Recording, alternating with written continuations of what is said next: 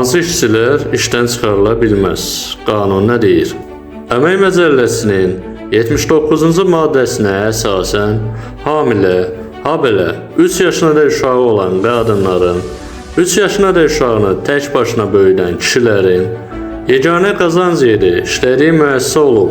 məktəb yaşınadək uşağını tək başına böyüdən işçilərin, əmək qabiliyyətini müvəqqəti itirən işçilərin, işçinin şəkərli diabetlə və ya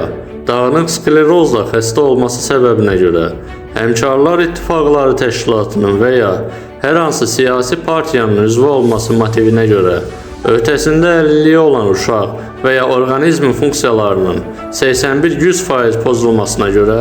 əlilliyi müəyyən edilmiş digər ailə üzvü olan işçilərin, habelə məzuniyyətdə və ezamiyyətdə olan işçilərin, müəssisənin ləğvi və əmək müqaviləsinin müddətinin bitməsi əsası istisna, digər əsaslarla əmək müqaviləsinin ləğv edilməsi qadağandır.